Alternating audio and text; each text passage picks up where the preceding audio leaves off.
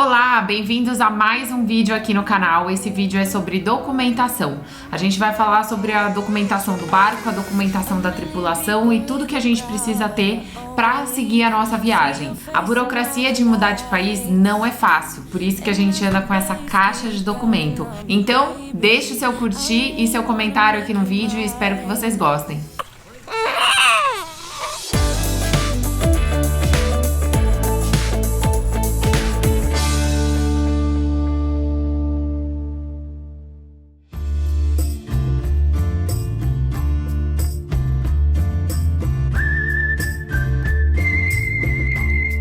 Quando mudamos de país, temos que passar pela imigração igual quando você vai de avião, mas a diferença é que é preciso procurar os órgãos do governo, que nem sempre ficam no mesmo prédio, ou em alguns países como a Turquia foi mais fácil pagar um despachante.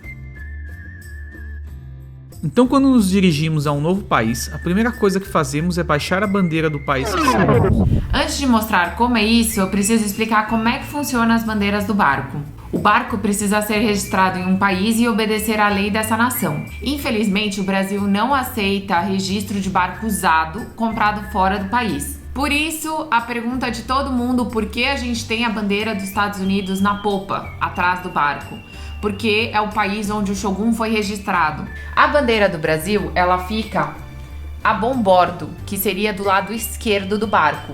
É a bandeira da tripulação. Do lado direito, que seria Boreste, a gente tem a bandeira do país que a gente está no momento. Nesse caso, é a Itália. E conforme você vai mudando de país, essa bandeira vai mudando.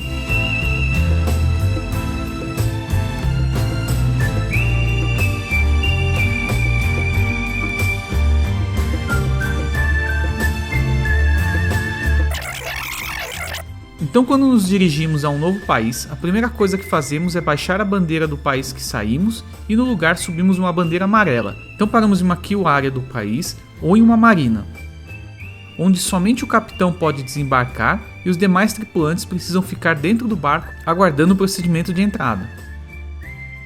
Na Croácia, os órgãos para entrar no país ficam bem próximos, é bem fácil de fazer a entrada lá. Em Montenegro, já nem tanto. Na Itália, a polícia foi até a marina e a gente fez tudo por lá. Na Turquia, foi mais barato a gente contratar um despachante do que ficar gastando com táxi. Na Grécia, a gente entrou pela primeira vez e foi muito tranquilo, e na segunda a gente teve algumas complicações. E na Albânia, a gente também contratou um despachante porque lá é obrigatório. E toda vez que você muda de estado, você tem que fazer a entrada de novo.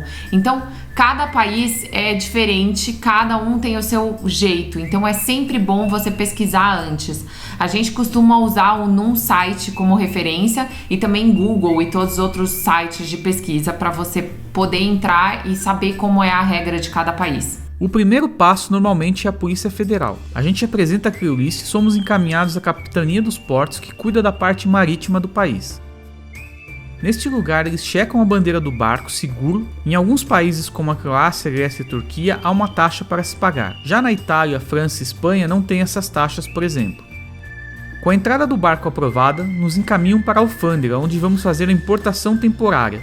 Isto quer dizer que o barco pode navegar nas águas daquele país livremente, mas ele tem um prazo máximo. Na União Europeia, são 18 meses, por exemplo. Depois disso, o barco tem que sair para um país que não faça parte do acordo e voltar. Pode ser no mesmo dia, inclusive.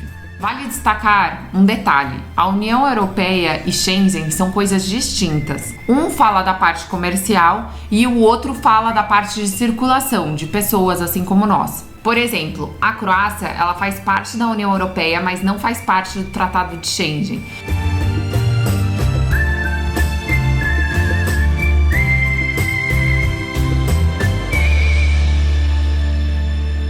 Então, para os barcos que não têm a bandeira da União Europeia, que é o nosso caso, a gente pode ficar 18 meses navegando nessa área azul e cinza. E depois a gente precisa sair nessas áreas brancas para zerar o nosso relógio. Então, depois de ter aquele formulário carimbado pela capitania e pela alfândega, eu volto à polícia, onde eles carimbam os passaportes e nos autorizam a entrar no país.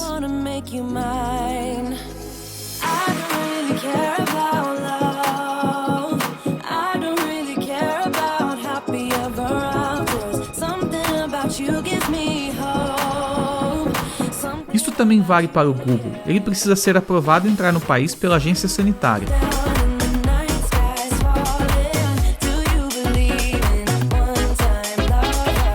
Com esses documentos assinados e um aviso de que estamos livres para ir, descemos a bandeira amarela e subimos a bandeira de cortesia do país que estamos.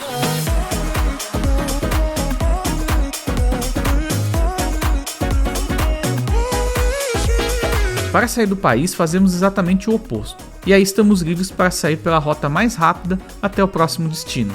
Se você vier para o espaço de Schengen, você só vai poder ficar 90 dias e depois ficar 90 dias fora para poder voltar. Lembra que o barco é diferente. O barco ele tem 18 meses e depois você sai com ele e volta para o relógio zerar novamente. Então em azul a gente tem a área de Schengen.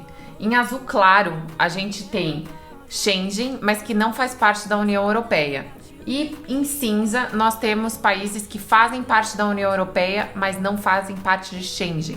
Então o que as pessoas fazem? Elas ficam por aqui, Itália, França, Espanha, e depois elas vão para Tunísia, Croácia, Albânia e outros países. Por exemplo, o que a gente fez o ano passado. A gente ficou na Itália e Grécia, e aí a gente veio zerar o relógio na Turquia, porque até então o Beto não tinha residência na Europa. Mas para facilitar a nossa vida na Europa e também aumentar nosso tempo de permanência, aproveitamos a dupla cidadania brasileira e espanhola da Thaís. Mas isso você vai ver no próximo episódio. Como resolvemos a permanência dos 4 na Europa, mas também ter acesso aos benefícios de saúde. E ainda uma dica de como parar a contagem do relógio do barco. Então, se você ainda não é inscrito no canal, se inscreve e aperta no sininho para você receber todas as notificações e não perder nenhum vídeo. Não esquece de deixar o seu curtir no vídeo, o seu comentário, se tiver alguma sugestão, alguma dica, a gente está aqui para ouvir vocês. Então, muito obrigada, um beijo e bons ventos! Quer ser um apoiador nosso? Aproveite essa promoção. O valor do primeiro mês do apoio você ganha desconto na nossa loja. Além disso, também ganha um adesivo. Então acessa picpay.me/SailingAW ou aponta sua câmera do celular para esse código.